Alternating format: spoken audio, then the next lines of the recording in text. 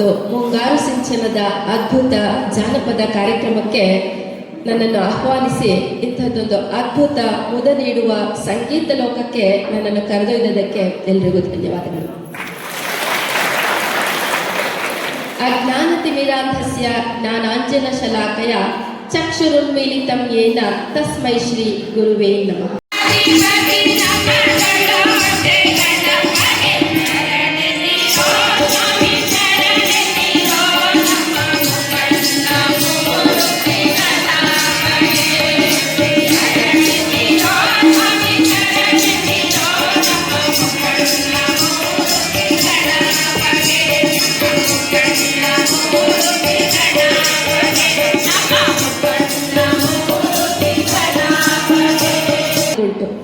ಇಲ್ಲಿ ಯಾಕೆ ನಮಗೆ ಜಾನಪದ ಕಲೆ ಅಂತ ಹೇಳಿದ್ರೆ ಒಂದು ಮೈ ರೋಮಾಂಚನ ಆಗುತ್ತೆ ಅಂತ ಹೇಳಿದ್ರೆ ಅದೊಂದು ಜೀವಂತಿಕೆಯ ಒಂದು ಕಲೆ. ಅದು ಈ ಒಂದು ಜಾನಪದ ಅನ್ನೋದು ಯಾರು ಬರೆದಿಟ್ಟಂತಲ್ಲ, ಗ್ರಂಥಸ್ಥವಾದದ್ದಲ್ಲ, ಬದಲಾಗಿ ಅದೊಂದು ಕಂಠಸ್ಥ ಸ್ವರೂಪವಾಗಿ ಪೀಳಿಗೆಯಿಂದ ಪೀಳಿಗೆಗೆ ಬಂದು ಇಂದು ನಮ್ಮೆಲ್ಲರ ನಾಲಿಗೆಗಳಲ್ಲಿ ನಲಿದಾಡ್ತಾ ಇದೆ.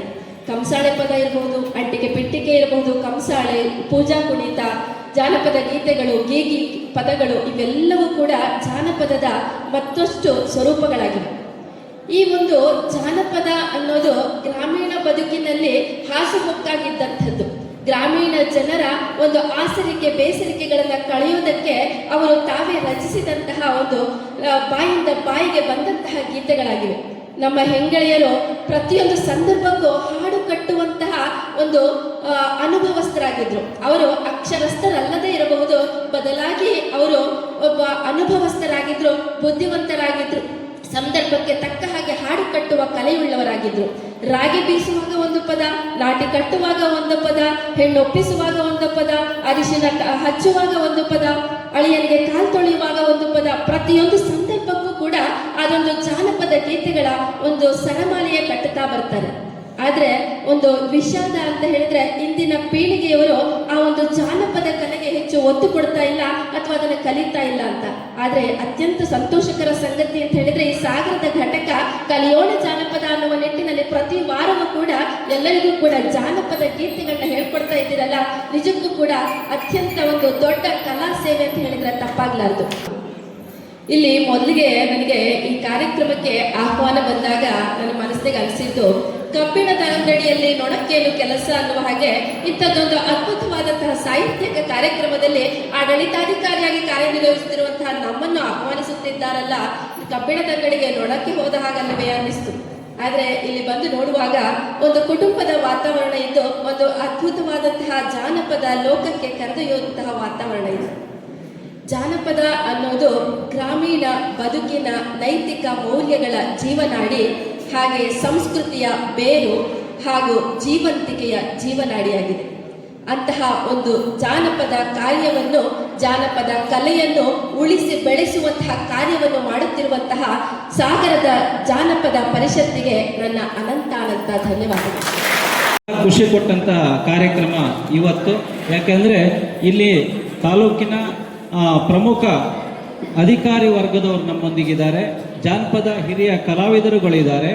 ಅದರ ಜೊತೆಯಲ್ಲಿ ಇದನ್ನೆಲ್ಲ ನಾವು ನಮ್ಮ ಉದ್ದೇಶ ಏನಿತ್ತು, ಮುಂದಿನ ಪೀಳಿಗೆಗೆ ಅದನ್ನು ವರ್ಗಾಯಿಸಬೇಕು ಅಂತ ಅದರಲ್ಲಿ ಆಸಕ್ತಿಯಿಂದ ಕೂತು ಕೇಳಿದ ಕನಿಷ್ಠ 100 ಮಕ್ಕಳಿದ್ದಾರೆ. ಆ 100 ಮಕ್ಕಳಲ್ಲಿ ಕನಿಷ್ಠ 5-6 ಮಕ್ಕಳಾದರೂ ನಮ್ಮ ಹಾಡನ್ನು ಕಲೀಲಿಕ್ಕೆ ಬಂದರು ಅಂದರೆ ಸಾರ್ಥಕ ಆಯಿತು ಅಂತ ಹೇಳ್ಕೊಂತ ಇನ್ನೂ ಸಹರಿದ್ದಾರೆ.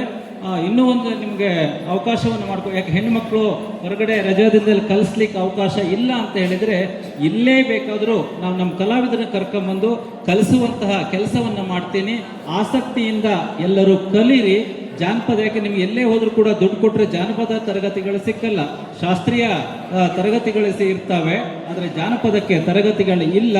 ಸಾಗರ ಅನ್ನೋದು ಈ ಜಾನಪದ ಕಲಾವಿದರ ಕಣಜ. ಆ ನಿಟ್ಟಿನಲ್ಲಿ ಮುಂದೆ ಕಾರ್ಯಾಗಾರವನ್ನು ಕೂಡ ನಾವು ಮಾಡೋರಿದ್ದೀವಿ. ಆ ನಿಟ್ಟಿನಲ್ಲಿ ಯುವಶಕ್ತಿ ಹಾಗೂ ತಾಲೂಕಿನ ಎಲ್ಲ ಅಧಿಕಾರಿ ವರ್ಗದ ನಮ್ಮ ಬೆಂಬಲಕ್ಕಿರಿ. ನಾವು ನೀವೆಲ್ಲ ಸೇರಿ ಜಾನಪದವನ್ನು ಕಟ್ಟಿ ಬೆಳೆಸೋಣ ಅಂತ ಹೇಳ್ತಾ, ಯಾಕೆಂದರೆ ನಮ್ಮ ಮಂಜಣ್ಣ ನಾವೆಲ್ಲ ಅನುಭವಿಸಿದವ್ರೆ. ಯಾಕೆಂದರೆ ಈ ಬೇಸ್ ಲೆವೆಲಲ್ಲಿ ಕಟ್ಟಲಿಕ್ಕೆ, ಜಾನಪದ ಉಳಿಸ್ಲಿಕ್ಕೆ ಹೋರಾಡೋರೇ ಬೇರೆ ಆಗಿರ್ತಾರೆ. ಇಲಾಖೆಯಿಂದ ಅಥವಾ ಮೇಲಿನಿಂದ ಯಾವ್ದಾದ್ರು ಅನುದಾನಗಳು ಬಂದಾಗ ಅದನ್ನು ಬಳಸ್ಕೊಂಡರೆ ಬೇರೆ ಆಗಿರ್ತಾರೆ. ನಾವು ಕೈಯಿಂದ ಹಾಕಕ್ಕೆ ಮಾತ್ರ ನಾವು ಇರ್ತೀವಿ. ಆ ದೃಷ್ಟಿಯಲ್ಲಿ ನಮ್ಮೆಲ್ಲ ಇಂಥ ಬೇಸ್ ಲೆವೆಲಲ್ಲಿ ದುಡಿಯುವಂಥ ಕಲಾವಿದರ ಗಮನಕ್ಕೆ ಇಲಾಖೆ ಇರಲಿ ಅಂತ ಹೇಳ್ತಾ ಮತ್ತೊಮ್ಮೆ ಎಲ್ರಿಗೂ ಧನ್ಯವಾದನ ಸಲ್ಲಿಸಿ ನನ್ನ ಅಧ್ಯಕ್ಷೆ ನುಡಿ ಮುಗಿಸ್ತಾ ಇದ್ದೀನಿ.